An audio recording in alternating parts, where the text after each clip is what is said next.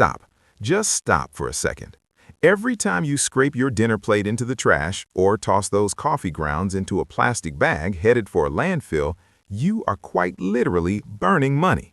You might as well pull a $10 bill out of your wallet and set it on fire right there over the sink. We've all felt it. You go to the local big box garden center in April, you see the price of a single bag of premium organic compost, and you get that hit of grocery store sticker shock's cousin, gardener's guilt. It's $15 a bag. You need 20 bags to fix that heavy Georgia clay or that North Dakota sand. Suddenly, your hobby costs more than a mortgage payment. But here's the kicker. The stuff in that bag, it's often inferior to what you're currently paying the city to haul away in a garbage truck. Today, we're ending the waste. We're going to look at the chemistry, the biology, and the sheer American ingenuity of turning trash into black gold. We aren't just rotting stuff in a pile. We're running a biological reactor. Let's get to work. The stakes, the economics of dirt. Let's talk turkey. In 2026, self-reliance isn't a prepper trend, it's a financial necessity. We're seeing supply chain hiccups and industrial fertilizer costs that make farm-to-table feel more like farm-to-bank loan. If you're trying to grow a victory garden or a backyard orchard, the cost of inputs is the #1 thing that kills the dream before the first frost even hits. If you live in the American West, places like Arizona, Nevada, or Eastern Washington, your soil is basically crushed rock. It has zero humus, no life. If you're in the South, you're dealing with red clay that turns into a brick the second the sun hits it. To grow food that actually tastes like food, you need organic matter. Most people think composting is gross. They think of fruit flies, rats, and a smell that'll make your neighbors call the HOA. I'm here to tell you that if your compost smells, you are doing the science wrong. A perfect compost pile should smell like a forest floor after a spring rain. If it doesn't, you've broken the C to N ratio. And don't worry, we're going to fix your chemistry lab right now. Point 1. The chemistry of the C to N ratio. If you take one thing away from this video, let it be this number, 30:1. This is the golden ratio of composting. It sounds technical, but it's the secret sauce that separates the pros from the folks who just have a pile of garbage in their yard. Think of your backyard compost pile like a backyard barbecue. To get a good fire going, you need two things, fuel and heat. The nitrogen, the greens, is your fuel. It's the high-energy stuff that gets the microbes revved up. The carbon, the browns, is your slow-burning log. It provides the structure and the long-term energy. In the scientific world, we call this the carbon-to-nitrogen ratio. For every 1 atom of nitrogen those microbes consume, they need about 30 atoms of carbon to balance their metabolism. If you have all greens, say a massive pile of fresh grass clippings or a bucket of kitchen scraps without any cover, the bacteria go into a feeding frenzy. They multiply so fast they use up all the oxygen in the pile. When the oxygen runs out, anaerobic bacteria take over. These are the bad actors of the soil world. On the flip side, if you have all browns, like a pile of wood chips or autumn leaves, the bacteria are starving for nitrogen. They can't build their bodies or reproduce, so they just sit there. Your pile stays cold. You come back a year later and it looks exactly the same. To hit that 30:1 ratio in the real world, we generally want about 3 parts brown to 1 part green by volume. If you're tossing in a bucket of kitchen scraps, greens, you need 3 buckets of shredded leaves or cardboard, browns. It's that simple. You don't need a lab coat. You just need to keep the balance. Point 2. The greens, your nitrogen engines. Let's look at the best greens you've got in your house right now. Most of these are currently heading to a landfill where they'll produce methane. Instead, we're going to harvest them. Coffee grounds. This is the MVP. Across the USA, we drink billions of gallons of coffee. Those grounds have a C to N ratio of about 20:1. They are green in a brown clothing.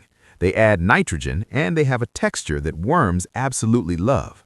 Pro tip for the frugal gardener, go to your local coffee shop, the big chains or the local hipster spot. They'll usually give you 5-gallon buckets of this for free. That's literally free fertilizer, folks. Vegetable scraps.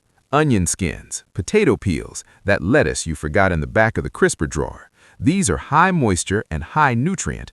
They bring the water to the party, which is essential for microbial life. Grass clippings. If you have a lawn in the suburbs, stop bagging your clippings for the city to take. But be careful. Fresh grass is highly concentrated nitrogen. If you dump a 6-inch layer on your pile, it'll mat down and stink. Mix it in or layer it thin. Eggshells. Technically a mineral source, but we group them here. They provide calcium, which prevents blossom end rot in your tomatoes. Pro tip, don't just toss them in whole. Crush them up. A whole eggshell can take years to break down. Give your microbes a head start by pulverizing them. Manure. If you're homesteading with backyard chickens or rabbits, you're sitting on a gold mine. This is nitrogen rocket fuel. Chicken bedding is usually a perfect mix of browns, straw, and greens, poop. Just be careful with hot manures. They need to be composted fully before they touch your plants, or they'll burn the roots.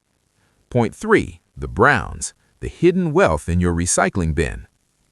This is where most Americans fail. They have plenty of greens, but they run out of browns. Then the pile gets wet, stinky, and attracts flies. In the age of online shopping, we are drowning in carbon. Brown cardboard, the non-glossy, non-waxy kind, is a literal gold mine for your garden. Remove the plastic tape, shred it up, and you have the perfect brown. Why is it so good? Because it's corrugated. Those little tunnels inside the cardboard hold air. Even when the pile gets heavy and wet, the cardboard keeps it from collapsing. It provides the lung for your compost pile. Other great USA-style browns, the fall harvest. If you live in New England or the Midwest, you get a massive delivery of carbon every October. It's called leaves. Don't rake them to the curb. Bag them, mow over them to shred them, and keep them as your brown bank for the rest of the year. Wood ash. If you have a wood-burning stove or a fire pit, use the ash sparingly. It's high in potassium and lime, but easy does it. Too much will spike your soil's pH faster than a Texas thermometer in July. Corn stalks. For my friends out in the Corn Belt, shredded stalks are fantastic browns that provide great structure for air to move through. Let's play Dr. Compost. If your pile is sick, we can usually fix it in a day. Problem A, the rotten egg smell. Diagnosis, your pile is too wet and doesn't have enough air. You've gone anaerobic. The 24-hour fix, grab your pitchfork, turn the pile. This introduces oxygen, which is toxic to the stinky bacteria. While you're turning it, mix in a heavy dose of dry browns. Shredded cardboard is the king here because it absorbs moisture like a sponge. The smell will be gone by tomorrow morning, I guarantee it. Problem B, the nothing is happening syndrome. Diagnosis, too dry or not enough nitrogen. This is the frozen pile. The 24-hour fix, this is common in the American West, zones 8 to 10. Your pile needs a drink. It should be as damp as a wrung-out sponge. If it's bone dry, the microbes go into hibernation. Give it a spray with the hose and toss in a nitrogen kicker, like a bucket of fresh grass clippings or even some blood meal from the garden store. You'll see steam rising from that pile by tomorrow. Problem C, pests, the raccoon situation. Diagnosis, you're putting the wrong trash in. The fix, never ever put meat, dairy, or oily fats in your backyard compost. That's landfill material. These items take too long to break down and act as a dinner bell for every neighborhood critter from Maine to California. Keep it vegan, except for eggshells, and the pests will generally leave it alone. Now, how do you use this black gold once it's done? You have to know your local enemy. The red clay belt, Georgia, Carolinas, Alabama. Your soil is tight, it's dense, it doesn't let water through. When you add your finished compost, don't just sprinkle it on top, work it in. The organic matter acts like little wedges that pry the clay particles apart, allowing roots to actually travel down instead of circling in a hole. The sands, Florida, Arizona, coastal California. Your problem is the opposite. Water and nutrients just flush through your soil like a toilet. Compost here acts like a sponge. It creates cation exchange capacity. That's a fancy scientific way of saying it gives the nutrients something to grab onto so the rain doesn't wash them away. The industrial Midwest, Ohio, Michigan, Illinois, you often have decent topsoil, but it's been tired out by decades of gardening. Your compost is about re-inoculation. You're bringing the fungi and the bacteria back to the party to unlock the nutrients already sitting in your dirt. The expert secret, the biochar accelerator. All right, here's the pro tip that'll make you the smartest person at the next neighborhood barbecue. It's called biochar.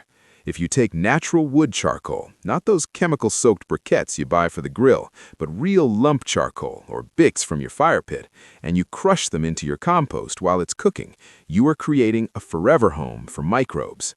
Under a microscope, charcoal looks like a massive skyscraper with millions of tiny rooms. Microbes move into these rooms. When you spread this charged biochar in your garden, it stays there for hundreds of years. While the compost eventually burns up and disappears, the biochar stays, holding water and nutrients forever. It's the ultimate cheat code for American homesteading. At the end of the day, we aren't just recycling, we're closing the loop. We're taking the energy that the sun put into our food, and instead of letting it rot in a plastic bag in a landfill where it creates methane gas and does zero good, we're putting it back into the earth. This is how we beat inflation. This is how we ensure our kids know what a real carrot tastes like.